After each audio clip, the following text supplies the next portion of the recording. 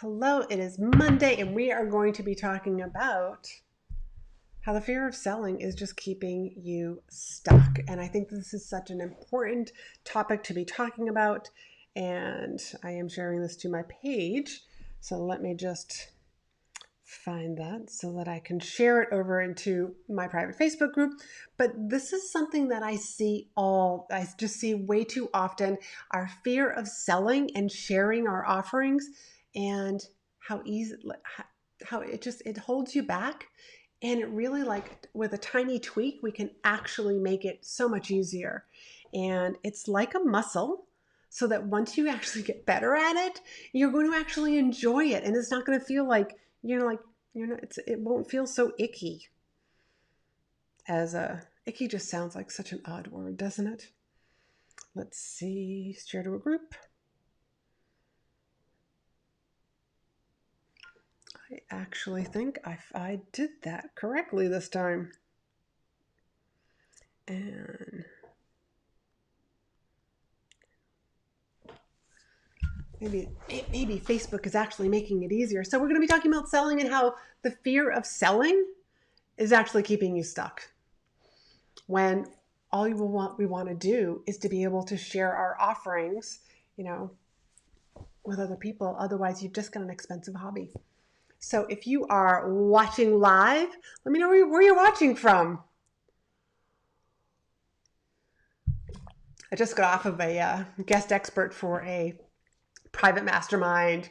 So I just spent like the past hour talking, and I feel like I was warming up my voice is what I was doing. And that's actually like, if you are doing Facebook Lives or you're getting ready to do any form of speaking, whether that's a podcast interview, having your own podcast, doing your own Facebook Live, and be sure to actually do some vocal warm-ups. I actually, in my membership in demand, had somebody come in who was a voice expert. And basically it was like from here to here, it was like yoga for your face and your vocal cords and how you sit and how you stand and hold yourself so that you can get air in. It was absolutely fascinating. So selling, if you don't get comfortable with it, like I said, it's an expensive hobby. And here's what I notice. And you can always tell when somebody is comfortable with selling. And I'm not just talking about like in social media posts. I'm talking about like on video, in person. If it's uncomfortable, you can almost see like how they kind of like their energy changes, how they talk, their tone, their confidence, where they're looking, gives them away. And because of that, like whoever's listening, whoever your viewer is, they might not be able to pick it out right away, but they're just like, there's something off. Like, I don't want to buy from that person. The number one thing that you need, confidence. Confidence in what you do, confidence in how you help people, having that confidence in your product, your service, how you know that it's the best product anybody could buy. If you're looking for, the other day, like we were actually talking about mascara, if you're looking for the best, like this is the best mascara you can buy. This is the most unbelievable mascara. You have to try this. If you don't like it, send it back. I'll take it back. No questions asked. That's confidence. That's like, okay, like I'll do that. I know that I'm the best coach that's out there for my clients. If you're looking to start or scale your business, there's no better coach than me, because I have taken my obsession for growing businesses, all of my years of coaching, which is an extensive amount of years of coaching from everybody from life coaching all the way up to high-end executives, and I've brought it into this online space. And I help my clients find the platform that fits their lifestyle and fits their personality. But that's a confidence that I have because I know what I can do. I know how I help my clients. Do you know how you help your clients? Do you feel so convicted in what you do? Because the first person you need to sell is yourself. You need to be sold on yourself in order to sell. So it's to make it conversational. So the other day I was like talking with a client of mine who is just getting started, and I'm just like, you're a great networker. Just have conversations with people. If every single day you made one outreach, phone call, email to get reacquainted, and just to share what's going on in your life, just to play catch, hey, like, let's just catch up. And to be able to have this conversation that, hey, here's what I'm doing now. Here are the type of people that are perfect clients for me. If you happen to know anybody, I would so appreciate that you would send them my way. And if you feel more comfortable experiencing my coaching, let's set up a coaching call. I would do that. I would do that for you, and it just sounds very conversational. So why the one a day? You'd never take never take 7 vitamins on Monday morning. No, because a lot of these vitamins need to be taken every single day. That's the whole point of a daily vitamin, not a weekly vitamin. You don't take them all at once. You take them over the course of time, and that's how they work really, really well. So what if you did one outreach a day? So I had a client who was in a direct selling, and we started off with, you need to reach out to 2 people every day, which comes down to 14 people a week. And then when she did that, because she would always make sure that she had reached out to a total of 14 people before she got on the call with me the next time, then I would up it to 3. And then I upped it to 4. And 4 seemed like a really good number for her. That was like the perfect sweet spot. And what she did was, it just became a habit. It just became a natural part of her life. So her reaching out muscle, if you will, became stronger and stronger. So are you reaching out to people? How many times do you reach out a day or a week? Sorry, like I said, I've been speaking already for like a little over an hour. Make it a habit. It's just like going to the gym.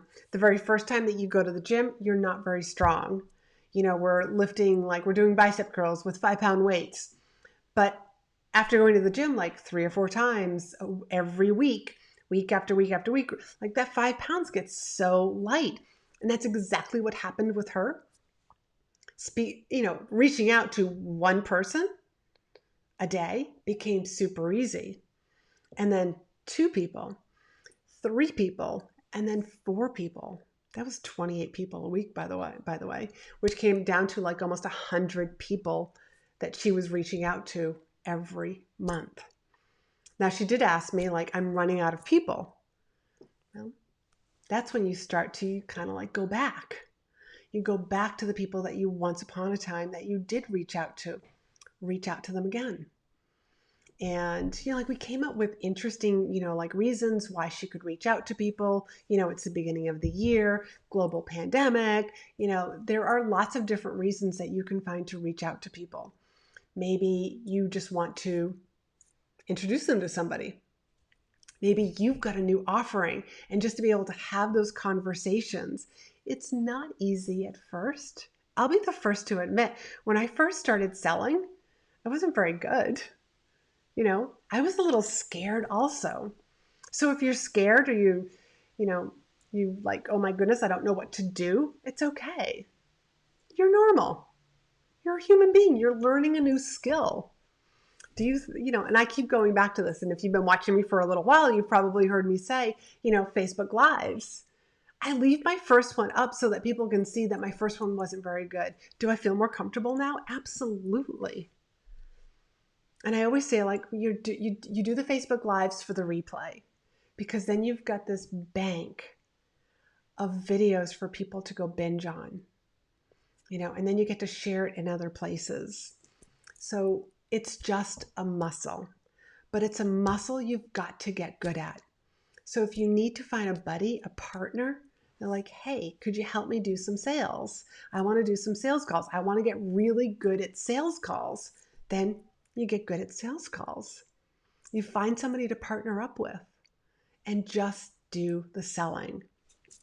So another great idea, if you can't actually get on the phone with somebody, is you could just like use your phone, have like a conversation, either over like with voice messages with like DM or Voxer or WhatsApp, or even whatever your favorite texting app is, and just have that conversation. Yeah, it's a little bit delayed, but it's still a way for you to practice. And remember, what you're doing is you're letting your buyer, your potential client, know what they're getting for their money. That's the key part, is to be able to make that connection. Instead of just saying, oh yeah, I can do that for you. Oh yeah, that's no problem. I can help you grow your business. No, they need to know, like, what are they getting for their money? So what I'm hearing is you're having a problem with visibility. So let's figure out a platform that you can literally shine on. Let's find a platform that not only works for your lifestyle, but your personality as well, something that you're going to have fun on. And let's create that content plan so that you never are turning on the Facebook Live, for example, and you don't know what you're going to be talking about. That's how we're going to grow your business. And then I'll teach you how to ask for people to get on a call with you.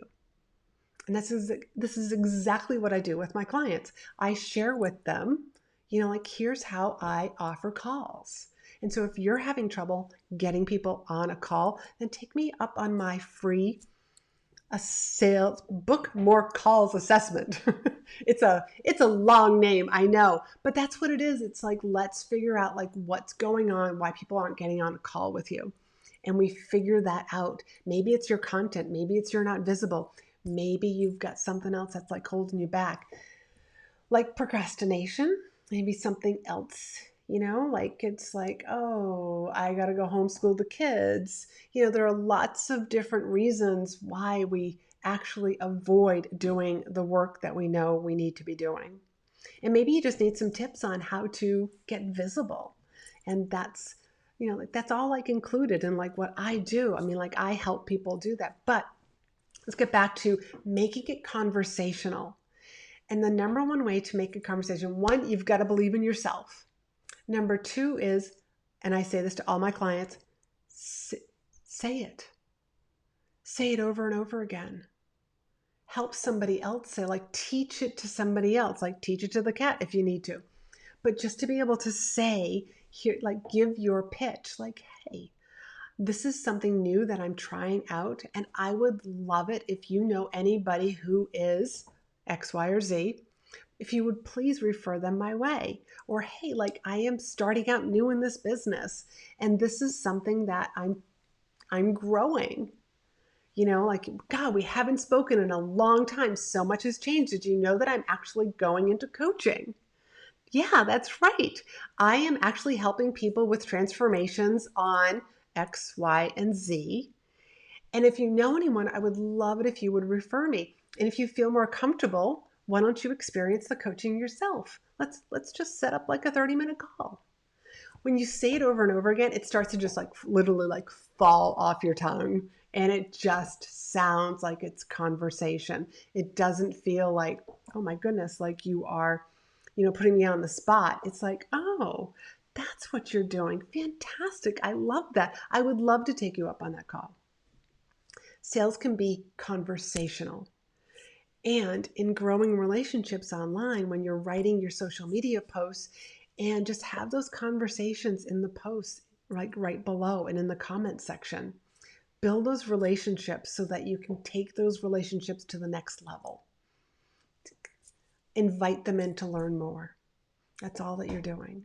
So this was like a short one. This is actually this week's podcast. Also, I go a little bit more in depth with it. It is episode 10, is all about handling objections also. So I do give you some great advice in the podcast about handling those objections. And if you would like to grab one of my how do you like book more calls assessment, you can go over to chatwithla.com and, pick a time that's convenient for you. I just want you to succeed. I mean, this is my passion. And my part of my passion is because I believe that women really women have some amazing skills, not only with all of your children and being such role models, that what's more of a better role model than having a successful, profitable business, because it inspires other women and other people to start their own business. You guys have a great week. I will see you over on the podcast and see you next week.